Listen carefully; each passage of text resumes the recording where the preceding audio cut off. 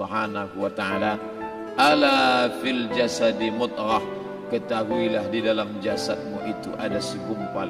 Idza saluhat, kalau dia baik, saluhal jasadu kulluh, yang lain ikut menjadi baik. Wa idza fasadat, kalau dia rusak, fasadal jasadu kulluh, yang lain ikut menjadi rusak. Di mana dia? Ala wahyal qalb, dia adalah hati. Maka yang pertama kali menghitam itu apa kata Allah? Kalla bal rana, ada satu titik hitam, ala qulubihim, ada satu titik hitam di dalam hati mereka. Ketika satu titik dibiarkan berubah menjadi dua titik dibiarkan berubah menjadi 3 titik, 5 titik, 10, 100, 1000, maka dia pun menjadi hitam semuanya. Ketika hati sudah hitam, maka itulah azab di atas azab. Khatamallahu ala qulubihim. Setelah hati menghitam, terkunci, menular ke telinga. Wa ala sam'ihim. Setelah telinga, wa ala absarihim ghishawah. Padahal 3 itulah nanti yang akan ditanya di hadapan Allah. Inna sam'a wal basar wal fuad. Coba lihat, ketika akan ditanya, yang ditanya 3, tapi diawali dari telinga. Inna sam'a wal basar wal fuad, telinga, mata, hati. Tapi ketika terkunci, yang duluan dikunci hati. Khatamallahu ala qulubihim wa ala sam'ihim wa ala absarihim. Kalau hati sudah terkunci, telinga tersumbat, mata tertutup.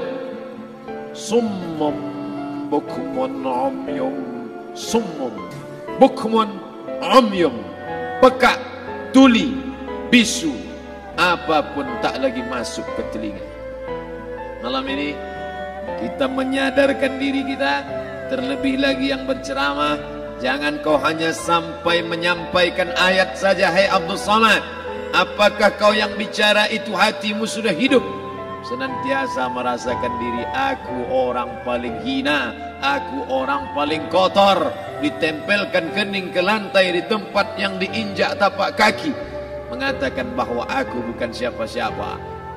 Malam ini Kepala Kanwil BPN Provinsi, Kabupaten, saya tak bisa membedakan mana yang kabupaten, mana yang kota, mana pegawai tinggi, mana pegawai rendah.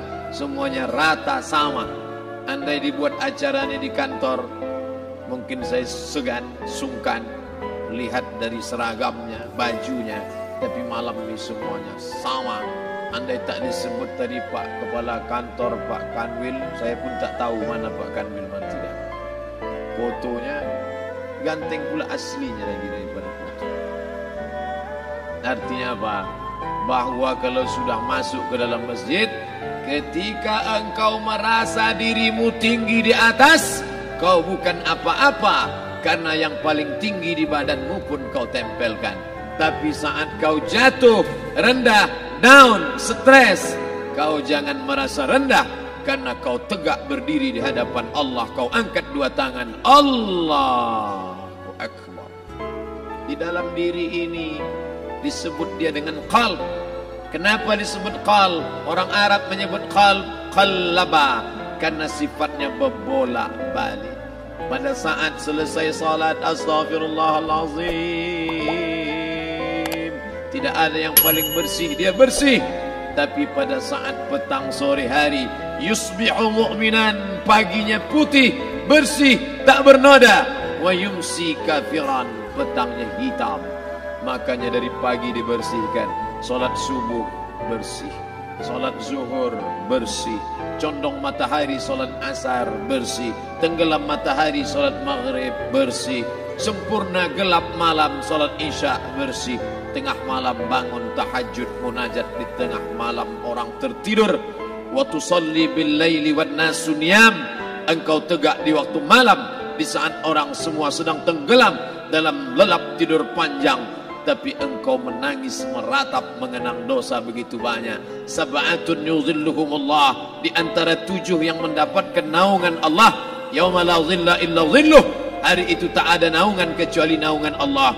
Di antara yang mendapatkan naungan itu adalah rajulun dzakarallah, orang yang berzikir, munajat, muhasabah diri di tengah malam, sunyi, sepi, fafadat ainahu, menetes air matanya. Berapa banyak sudah harta dititipkan Allah, berapa kupakai untuk zakat, wakaf, infak, sedekah, wasiat, hibah, ghanimah, harta rampasan perang di zaman Nabi. 7 harta yang akan menolong di hadapan Allah, 1 pun tak dipakai. Umur diberikan Allah 40, 60, 70. Berapa yang kupakai untuk menolong agama Allah? Berapa yang kupakai untuk mengingat Allah? Mata, tangan, telinga, kaki akan diminta tanggung jawab di hadapan Allah. Al-yawma nakhtimu ala afwahihim, mulut terkunci, wa tukallimuna aydihim, tangan akan bicara, wa tashhadu arjuluhum, kaki akan bersaksi di hadapan Allah. Siapa yang bisa menolong waktu itu? Kalau pernah tangan ini saat punya kekuasaan, 1 coretan tanda tangan bisa mempermudah urusan masjid. Sebutir kekuasaan yang dititipkan Allah bisa dipakai menolong agama Allah. Itulah yang akan menolong di hadapan Allah. Apa yang disampaikan malam ini, semua biaya pengurusan masjid 0.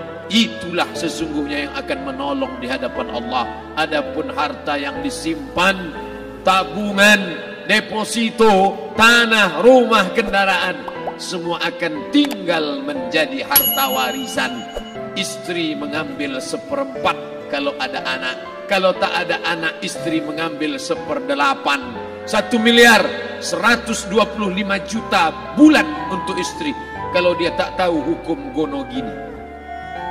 Kalau dia tahu gono gini, dia tuntut ke pengadilan, dipotong lagi menjadi 2, 500 untuk dia. Dari yang 500 dapat lagi dia 75, 575 bulan untuk dia. Sisanya 425 diambil anak laki-laki 2 kali bagian anak perempuan. Lalu yang kita bawa mati apa? Dulu dibangga-banggakan, dihormati, dimuliakan. Yang kami muliakan Al-Mukarram, Al-Ustad. Tapi pada saat tiba masanya, yang kita bawa tak lain tak bukan, innallaha la yanzuru ila ajsamikum. Allah tak menengok badan, fisik, bentuk tubuh, baju. Ini sampulnya saja. Wala ila suwarikum, Allah tak menengok rupa, wajah. Walakin yanzuru ila qulub. Hati kamu yang bersih itulah yang kau bawa menghadap Allah Subhanahu wa taala. Yauma la yanfa'u malun, harta tak berguna, wala banun, anak tak bisa menolong. Harta tak berguna, anak tak mampu menolong. Illa man atallah, kecuali orang yang datang menghadap Allah biqalbin salim, dengan hati yang bersih, hati yang tulus, hati yang memercikkan cahaya iman, hati yang bersih dari hasad, busuk hati, sum'ah, riya, takabbur. Itulah yang menolong di hadapan Allah Subhanahu wa taala. Tulang, kulu, kulit, darah, lemak, sumsum akan menjadi santapan cacing tanah. Begitu besok pagi pintu kamar tak bisa diketuk, istri bolak-balik membangunkan tak terjaga, dipegang pipi sudah sejuk macam es batu, tanda jantung tak lagi berdetak, maka darah mulai berubah menjadi nanah, busuk. 1, 2, 3 hari kalau tidak disuntik formalin, jasad paling busuk jasad manusia, karena semua dia makan herbivora, tanaman saja. Tapi kita ini omnivora, semua masuk. Maka begitu mati, paling bagus orang Islam paling cepat dikuburkan. Selesai acara pemakaman, habiskah masalah, muncul masalah baru. Disitulah kita baru sadar. Apa kata Imam Ali radhiyallahu an? An-nasu niyam. Semua manusia waktu hidup itu tidur. Bapak tidur, ibu tidur, saya tidur. Semua orang waktu hidup itu tidur. Falamma matu, ketika dia mati, disitulah dia baru terjaga dari tidur panjang. Saat Israel mencabut nyawa, ditarikkannya adalah satu centapan yang kuat. Disitulah kita baru terjaga dari tidur panjang. Betapa aku meninggalkan salat, betapa aku tak berzakat, betapa dulu kekuasaan, aku lulus umur 30, pensiun 58, 28 tahun apapun tak pernah kubuat untuk agama. Sibuk membesarkan anak, sibuk mengurus warisan. Anak pun tak ingat dengan kita karena kita lupa menanamkan pendidikan agama di dalam otak kepalanya. Andai dulu pernah dia dibawa ke masjid, andai dulu pernah dia dibawa umrah, andai dulu dia dimasukkan SD IT, SMP IT, SMA IT, Islamic Boarding School, dibawa ke masjid, takkan dia lupa mendoakan selesai sholat, Rabbighfirli wali walidayya warhamhuma kama rabbayani saghira. Harta yang banyak tak sempat menolong agama Allah. Anak tunggal semata wayang tak sempat dididik agama. Istri meninggalkan dalam keadaan stres susah hatinya karena dia tak diajarkan sabar menerima ridha ketetapan takdir Allah. Dan paling celaka, tak pernah anggota tubuh ini dipakai untuk berzikir, muhasabah, mengingat Allah. Tak pernah mata dipakai menengok Quran, kitab suci Allah. Tak pernah dipakai hati merenung sejenak, apa yang akan kubawa mati menghadap Allah Subhanahu wa ta'ala. Malam ini saya tak minta diajak ceramah tentang hukum zakat, hukum puasa. Saya tidak diajak tanya jawab apa hukum unjuk rasa besok tanggal 4. Yang ditanya adalah bagaimana kita merenung sejenak. Abdul Somad, engkau berhadapan dengan para pegawai Badan Pertanahan Nasional Provinsi Riau, berkumpul 12 kabupaten kota. Ini orang-orang ngurus tanah, dari dalam tanah naik ke atas tanah, ngurus tanah, ngurus tanah, ngurus tanah, masuk ke dalam tanah. Abdul Somad dari dalam tanah naik ke atas tanah, ceramah, masuk balik ke dalam tanah. Yang kau bawa apa?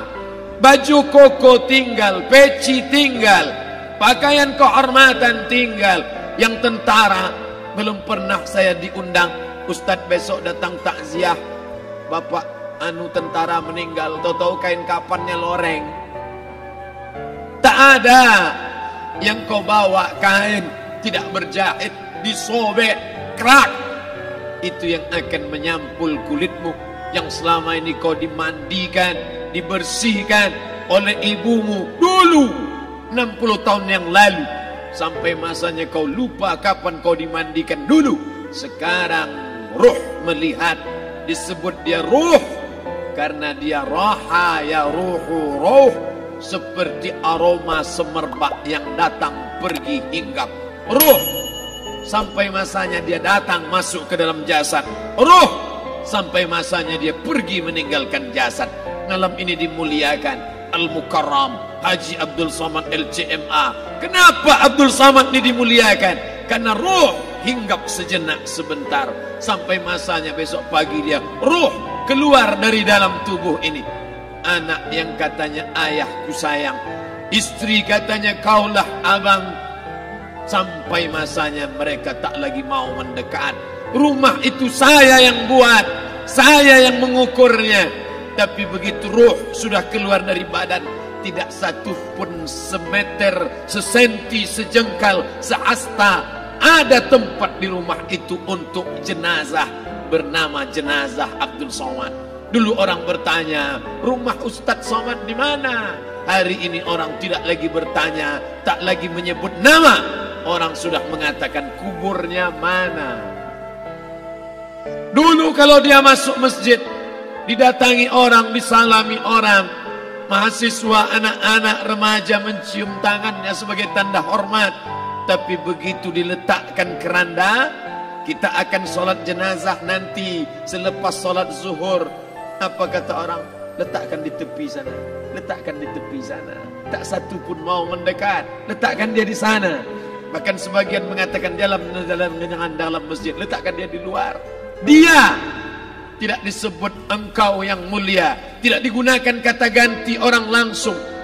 Letakkan dia di sana. Bahkan sebagian tak lagi, padahal tempat paling mulia sebelah kanan, orang tak lagi mau di kanan, mulai dia menjauh ke kiri. Kenapa kau ke sana? Takut aku mimpi hantu nanti malam. Mana kawan, sahabat, andai tolan, anak menantu, teman sekantor, semuanya pergi meninggalkan. Yang tetap dibawa, kalau pernah kaki melangkah salat berjamaah di masjid, kalau pernah tangan mengusap kepala anak yatim, kalau pernah tangan mengucap subhanallah. Nanti di akhir tausiah kita akan berzikir, munajat, muhasabah diri, berdoa, mengenang apa yang akan kita bawa menghadap Allah Subhanahu wa taala. Datang malaikat membawa kain kafan dari cahaya, akan menyambut ruh yang mulia. Hadis riwayat Ahmad bin Ambal dalam kitab Al-Musnad, turun malaikat berlomba-lomba membawa kain putih dari cahaya, menunggu ruh akan keluar. Ruh menetes seperti embun di ujung daun. Daun tidak bergoyang, ranting tidak patah. Ruh menetes pelan turun ke dalam kain kafan, dibawa malaikat ke pintu langit. Tak sabar mereka menyambut. Inikah dia yang selama ini berjamaah? Inikah yang dulu ketika dititipkan kekuasaan menolong agama Allah? Kam min masyhurin fil ardi walam yakun ma'rufan fis sama. Berapa banyak yang masyhur terkenal di bumi, malaikat tak mengenal dia. Ini roh siapa? Tapi ini bukan LCMA, dia bukan ustaz, dia bukan ulama, tapi imannya dalam. Kekuasaan dipakai menolong agama Allah. Ruhnya keluar di bawah. Semua malaikat mengucapkan salam. Inilah orang yang selama ini kami tunggu-tunggu. Catatannya sudah lama. Setiap pagi petang malaikat subuh membawa catatan namanya, malaikat malam membawa catatan namanya. Kami merindukannya.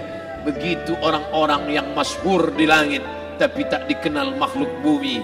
Tapi ada sebaliknya, yang rohnya disentapkan, ditarik malaikat dengan begitu tarikan yang sangat kuat. Nabi bertanya saat Isra Mi'raj kepada mereka yang sudah mati ribuan tahun yang lalu, apa yang kalian rasakan? Yang satu mengatakan seperti tebasan pedang di tempat yang sama beratus kali. Yang satu mengatakan seperti kambing yang dikuliti hidup-hidup. Yang satu mengatakan seperti mata kail pancing ditarik dari kulit yang basah. Maka kita berdoa setiap selesai salat, Allahumma hawwin alaina, ringankan kami ya Allah, fi sakaratil maut, di saat sakaratul maut yang amat sangat menyakitkan itu. Dan mereka yang pergi tak pernah kembali, mereka yang mati tak pernah bercerita kecuali hanya kepada Sayyidina wa Maulana Muhammad sallallahu alaihi wasallam. Di saat malam pertama di tempat yang gelap, di tempat yang tak pernah diimpikan oleh orang, tapi kita tetap melewati dan merasakannya. Perlahan-lahan cacing tanah, ular-ulat kalajengking akan menggerogoti kulit yang selama ini dimandikan, selama ini dipakaikan sampo yang mahal, selama ini dioleskan pelembab yang lembut. Tapi ternyata sebelum roh keluar jasad, setelah keluar dia hanya akan menjadi santapan cacing tanah, hancur berkeping hari demi hari. Yang pertama kali membusuk adalah mata, karena dia berisi cairan. Cairan ini mengering, busuk dan berlubang. Lalu kemudian usus sebulan di dalam tanah, mulai dia menggelembung masuk angin dan dia meletus pecah. Cacing-cacing tanah mulai datang menggerogoti, memakan. Habis lemak, tulang, kulit, bulu, sumsum, darah, jantung, empedu, limpa, buah pinggang. Habis semuanya, tinggal tulang-tulang yang memutih, dimakan oleh tanah, ditelan oleh massa, sampai akhirnya Asi bin Wa'il membawa tulang yang kering itu kepada Nabi Muhammad, baginda Sayyidina wa Maulana Muhammad. Ya Muhammad, ayuhi rabbuka hadzal izam, sanggupkah Tuhanmu menghidupkan tulang yang kering ini? Nabi diam tak menjawab, sampai akhirnya datang Jibril alaihi salam membawakan wahyu. Qul, katakan kepada dia. Ayat ini dibaca malam Jumat. Bapak Ibu semua hafal, kita baca. Qul yuhyiha allazi ansha'aha awwala marrah wa huwa bikulli khalqin alim.